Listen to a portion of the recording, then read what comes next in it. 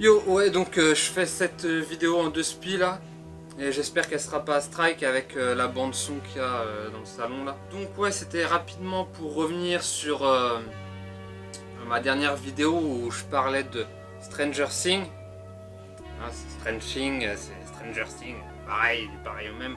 Me casse pas la tête pour dire, en fait, ce dont j'ai peur, la série est cool, hein, mais ce dont j'ai peur, c'est la vague de fans qui prêteront pas plus attention que ça au mouvement rétro-futuriste, rétro-wave. Tu vois, ils vont juste sucer la série et sucer les codes parce que la série est à la mode.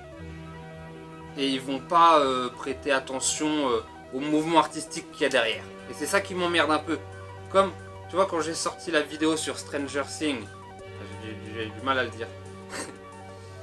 Quand j'ai sorti la vidéo dessus, je sentais qu'il allait y avoir des mecs avec les dents longues qui allaient faire du pognon là-dessus. Mais par contre, je suis convaincu que les mecs qui ont fait la série l'ont fait avec amour. Il y a plein de clins d'œil dans la série, notamment il y a un poster de The Things, un vieux film à l'ancienne qui est un vieux film de science-fiction que je vous recommande d'ailleurs. Et voilà, gros clin d'œil à la culture rétro déjà. Et puis il n'y a pas que ces clins d'œil là. Je pense que les gens qui réalisent cette série l'ont fait avec l'amour de la culture rétro-wave. Et ouais, ce qui m'emmerde vraiment, c'est la vague de fans qui va avoir, hein, les mecs qui vont sucer la série parce que c'est à la mode. Il n'y a qu'à voir quand j'ai sorti ma vidéo, 5-6 heures après, Vlatipak Norman sort une vidéo sur Stranger Things. Tu vois, tu sens le truc. Et donc je vais répondre à Ultra Tornado. Ah, la série est cool, ouais, je suis bien d'accord. Ça fait plaisir que ça soit une bande son synthwave. Ça fait extrêmement plaisir. Mais est-ce que les gens iront prêter attention à... Est-ce que les gens iront prêter attention à ce qui s'est fait avant en synthwave, dans le mouvement rétro-futuriste, rétro-wave, hein? C'est ça la question. Et tu me demandais, c'est pas américain à la base? Bah si, tout à fait, c'est américain. Mais en fait, on a tous grandi. Enfin, moi, pour ma part, j'ai grave grandi avec le cinéma hollywoodien, avec les produits américains, les séries américaines, les dessins animés américains, japonais, tu vois. C'est une culture à l'international.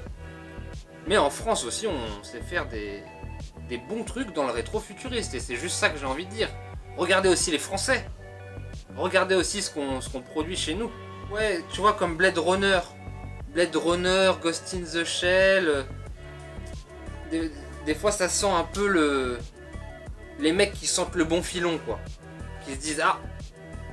Et le truc aussi qui me fait un peu flipper, c'est que la communauté rétro-futuriste, rétro-wave, hein, et j'inclus tout le monde, que ce soit de la synthwave à la outrun, à future funk, nu disco, shipunk, tout le bordel. Ce mouvement, il est vraiment compliqué à définir parce que ça englobe beaucoup de choses et beaucoup d'autres mouvements qui sont similaires mais qui sont pas exactement pareils. Et comme je trouve que Blade Runner 2049 c'est une coquille vide, comme Ghost in the Shell, l'imagerie est très belle. Ouais, l'imagerie est très belle mais ça manque de saveur, je sais pas. Je ne saurais pas vraiment définir exactement ce que c'est, mais ça manque d'âme un peu. Tu sais, Blade Runner 2049, l'imagerie était très jolie, mais ce film il m'a laissé un peu indifférent. Hein, putain. C'est la vague de gosses fans qui vont sucer cette série, ça va me gaver un peu. Parce que, oui, ce qui est pas mal dans les mouvements artistiques, enfin, ce que moi j'ai remarqué personnellement, c'est que plus... Alors, ça serait un peu compliqué, mais regarde par exemple Pianizza. Il n'a pas une grosse communauté, sauf que dans cette communauté, il y a beaucoup de monteurs vidéo, il y a beaucoup d'illustrateurs, il y a beaucoup de graphistes, il y a beaucoup de créatifs, quoi.